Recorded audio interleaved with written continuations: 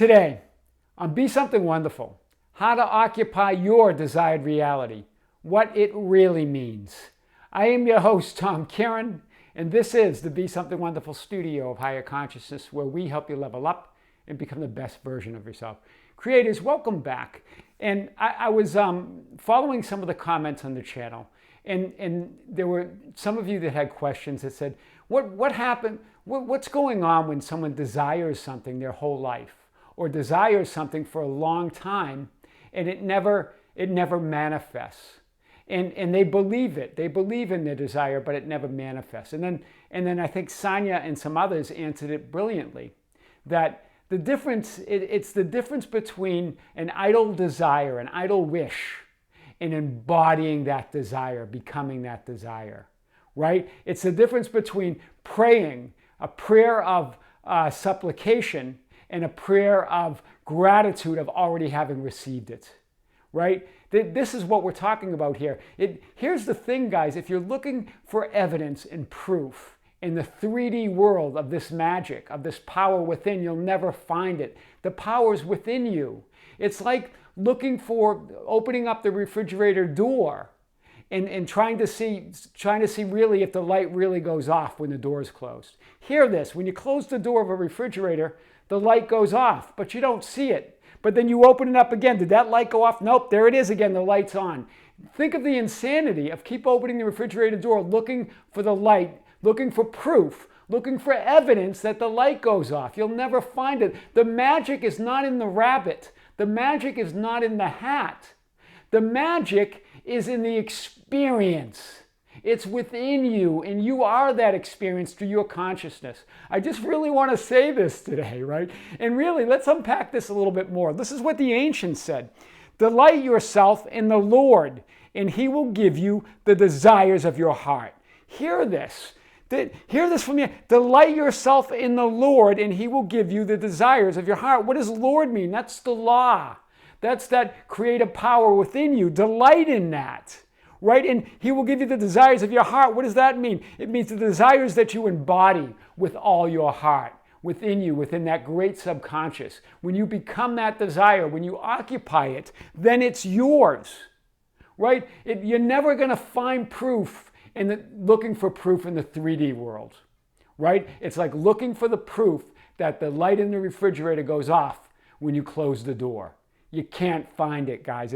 It's a wild goose chase, right? And here's what else Scripture says. You will seek me and find me when you search for me with all your heart. Look at the tenses here. You will seek me and find me. Future tense with present tense. When you search for me with all your heart. What are we talking about here? We're talking about in your imagination. When you go within your imagination, when you seek, you will find. They're equal. There's no difference. When you seek it, you find it because you're one with it. Do you see this? Do you hear this, right? When you search for me with all your heart, when you embody the desire within your imagination, you find it as you seek it and as you embody it. That's what the ancients said. You become one within. You become it within your imagination, right? Notice it's timeless. Notice the tenses here. This is a beautiful thing. Seeking equals finding equals being one with your desire. Let's hit this a little bit more. This is powerful today. So I just want to really reiterate, it's not about making anything happen out there. Some of you ask, well, what do I do next? What's the work then? What do I have to do? There's nothing. It's not about making anything happen out there in 3D reality, right? Stop rummaging through the effects and conditions of the 3D world, searching for who you are now. Hear this. It's like searching through old photo albums of yourself. But that's not who you are now. You're somebody different, right? That you're searching rummaging through old effects or old beliefs and conditions, looking for who you are now, right? Do you see this, guys? Dismiss anything that doesn't align with your new desired state and who you are now. Dismiss it outright. It's not who you are, right? Instead of looking for proof, you are the proof. You are the experience. Right? Presuming that there is something more needed to assume and occupy that new version of yourself and desired state is a limiting belief. Hear this. Presuming or assuming that there is something more needed To assume and occupy the new version of yourself, a desired state, is a limiting belief. That's a limiting belief in itself, right? You can go into a circle of arguing for your limitations, right? And never getting to the bottom of it. Why? Because you're arguing with the same limiting beliefs you're trying to dismiss, right? You never get there. It's a circle. You're always going to come back to who you are within. Always, right? Presuming that there is something more needed to assume and occupy that new version of yourself, desired state, is a limiting belief. You're rummaging through effects and conditions of the 3D world. Looking for it out there implies you haven't created it and manifested it within. Hear this, looking for proof in the 3D world of what's within you means you haven't created it or manifested it within. It means you are believing, seeing, and perceiving from the old version of yourself, from the old you, from a state of lack, right? You're perceiving the world from that old version of yourself. It means you haven't created it within. And so you can never find it. You're going to just be chasing your tail. Hear this, like a dog, you'll be chasing your tail. You'll never find it. Asking how to implement new beliefs implies that they are not already within you, right? Tom, how do I implement the new beliefs? Now you're implying that they're not even within you. It's impossible to implement new beliefs because that means that they're not within you. It means you don't have the beliefs. It means the beliefs are outside of you. Hear this, guys. Any question about your manifestation implies you have not fully embodied it and identified it with your desire. Hear that. And guys, I'm always happy to discuss it, always happy to answer your questions. I just really want to make the point that there's no proof that could ever satisfy it when it's coming from the 3D you and from the 3D world. It's all within you, right? Any question about your manifestation implies you have not fully embodied and identified what you desire. You still believe and perceive it as something separate and outside of you. Hear this. When you question it, where is it? How do I do it? What about people that desire things all their life and don't get what they want? What about them? What about when things don't work out, right? All of that, you're still believing and perceiving it as something separate from you. Right? That the 3D world, that is all separate, that there is separation. That is the limiting belief, right? So you are one with all there is. Any belief less than that is a limiting belief. Hear this, guys. This is big. You are one with God. You are one with your desires. You are one with source energy. You are one with the field of infinite probabilities. You are one with the quantum field. You are one with the intelligent mind. You're one with all of that divinity. And any belief less than that is a limiting belief. It doesn't mean it's bad. That's why we came to experience the world of duality, to condition it. I'm just saying that any belief less than that is limited because it's limiting who you are. You're experiencing a portion of all that is, right? You can't find the absolute by looking through the 3D world of limitations. You can't find the unlimited looking through the limited. Do you hear this? That's why you'll never find proof, that proof of this power, because you're always looking through a limited view. How can you find infinity looking through the finite? How can you find the unlimited looking through the limited? Right? So a conscious or unconscious choice to experience some aspect of all that it is. That's what any limiting belief is. Hear it, it's not a bad thing.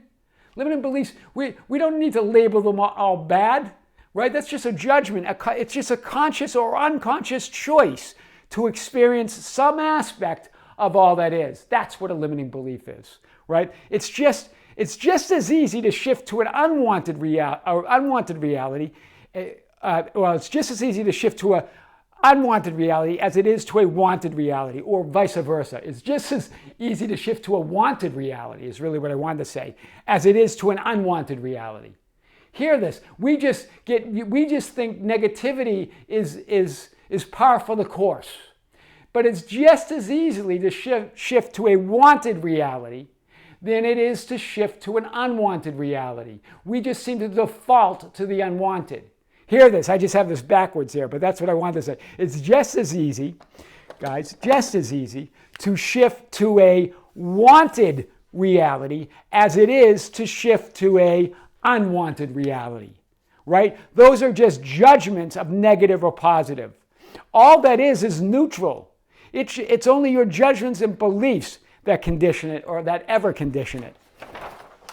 Occupying the inner state where your desire is already fulfilled is all that you need to do. That's all you need to do. Embody it, occupy it, identify fully with it.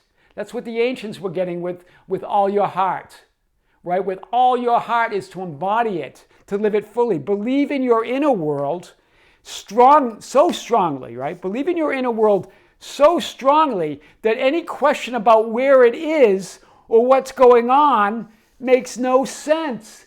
Hear this. Believe in that inner world so strongly that any question about your manifestations, any question about where it is or how's it going or why isn't it coming, makes no sense because you have already manifested it within. Do you get this, guys? This is really, an idle wish is thinking of your desire without ever creating the inner state of fulfillment or without ever occupying the inner state. That's what an idle wish is. You can have those your whole life and never occupy the state. That's not a bad thing. There's no judgment here of good or bad, guys. But know that your desires are fulfilled in the having of it. They're already there. You need to just know that and occupy it, right? Feel that fulfillment. Occupy that state. Create that inner state of fulfillment. It's beyond the mental act of thinking of it. It's an embodiment. So it's not simply a mental act of thinking of it or a wish of it. It's embodying it, right? For every outer creation or manifestation, there is a corresponding inner creation of manifestation. That's what it means by the law of correspondence or the law of resonance or the law of attraction. For every outer creation or manifestation, there is a corresponding inner state, an inner creation, an inner manifestation. Otherwise, it couldn't be. Do you hear this? Right? You wouldn't be able to perceive it, see it, touch it, or feel it unless there was a corresponding inner creation or inner manifestation that matches that outer manifestation in the 3D world. That's big. That's big. So there's nothing to do, nothing to hold on to, nothing to add. All that is whole and complete. You are all that is. So there's nothing to add to you. There's nothing to complete. There's nothing you need to do, and there's certainly nothing to hold on to, right? You don't have to hold on to anything. You can imagine it and then let it go because it's within you. You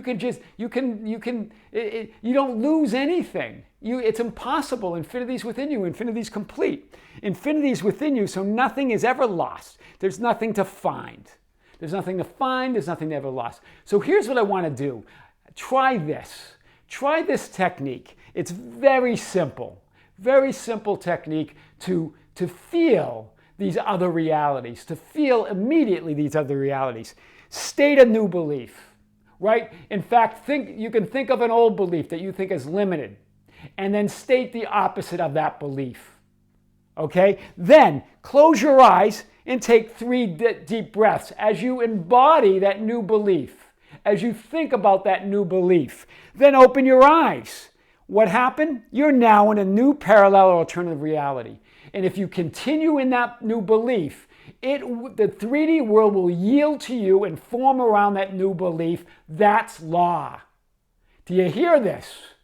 That's how you do it. It's not if you want to make it more difficult, you can, but then you just create the reality of making it more difficult. You create the reality of never getting there.